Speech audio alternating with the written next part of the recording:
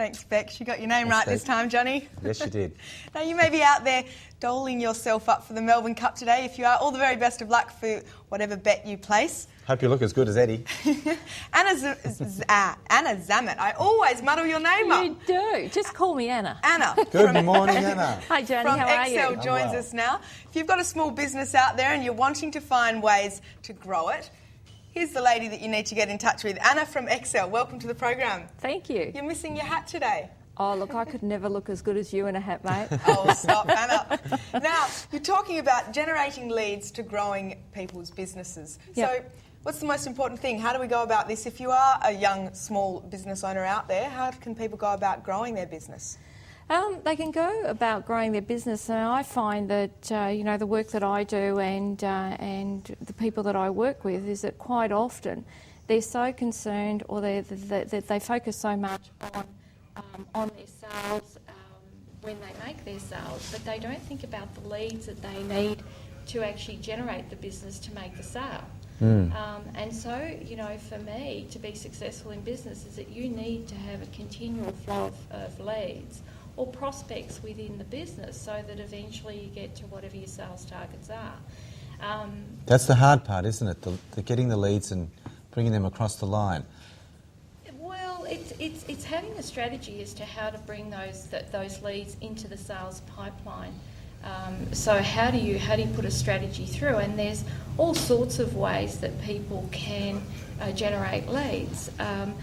And it's an interesting time of year, I think, because this time of year, we're already starting to focus on December and January for most businesses being that quiet period, and we have this psychology that we run. We actually go slow. Okay, so you say that this time of the year being Christmas, of course, people have in their minds that it's time now to wind things up, but you're actually saying as a motivational thing to keep pushing for leads. In other words, don't wind down. You have to push right through. Is that what you're saying? Correct. So you keep So working. how do you do that?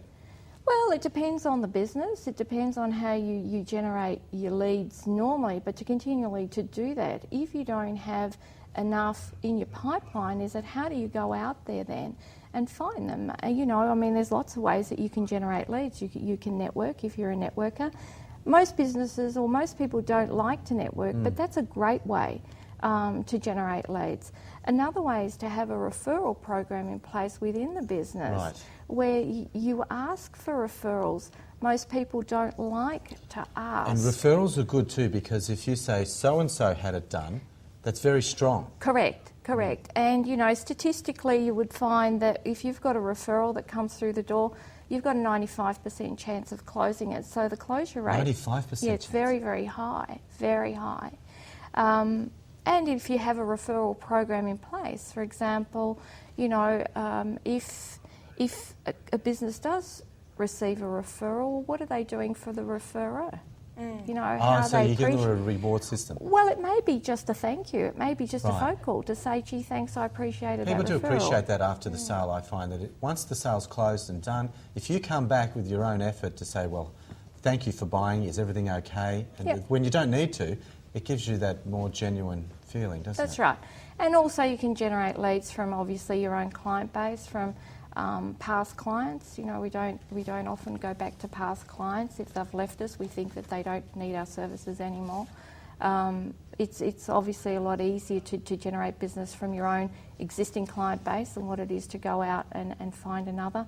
You can generate leads by purchasing data. There's a lot of work. I do a lot of work with purchasing databases so that you're generating leads, or you're generating a database that's very specific for your business, and you put a strategy around that. Strategy, that's a very good thing, because it's fine to have the leads, but you've got to have the enthusiasm to follow through then, don't you? You can't correct. sit by the phone with a bunch of numbers and say, I really don't feel like doing this right now. Well, and that always makes me smile, because salespeople, one of the things that they don't like doing, not all of them, but there are some that, those cold calls they don't like to make. They find those quite uncomfortable. So how do you find that energy and that enthusiasm? It's fun. Make it fun. Yeah, absolutely. You get to talk to people that you've never spoken to before. How much fun is that? And have fun, because people, if they like you, are more likely to buy. Is that Absolutely. Do you find it more challenging? Do businesses find it more challenging at this time of the year when the Christmas season is here and people are, wanting to save up and spend more money on Christmas presents and things like that? So therefore businesses perhaps slow down. Is it hard for businesses at this time of year?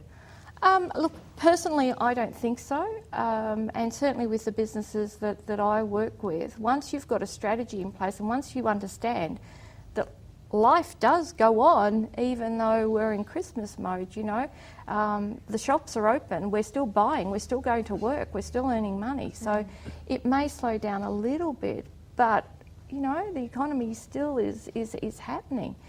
So I think it's more our belief that it's going to be quiet, so we create a quiet business. Interesting. Your belief, that's all part of the sales thing too, isn't it? Like the self-motivation, the words you use, the belief system you have.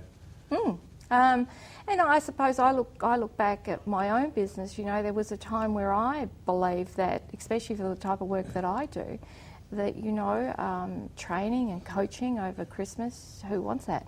And yet I find that December and January are always very, very busy, and January in particular, because people want to kick off the year and all sorts of stuff. So you create that business because you start looking for the type of, you start looking for business that will create your sales in those what we perceive as quieter periods.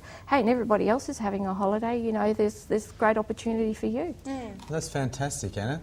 Once again, thanks for coming in to see us. You've always got good sales advice. I could listen to you all day and I'd be motivated to do whatever I need to do during the day. Oh, great. That's my job good on done. you for Thank being you. a good personal motivator as Thank well. you. And enjoy Melbourne Cup, both of you. Yes, we will. I'm sure we will. And you too. Thank you.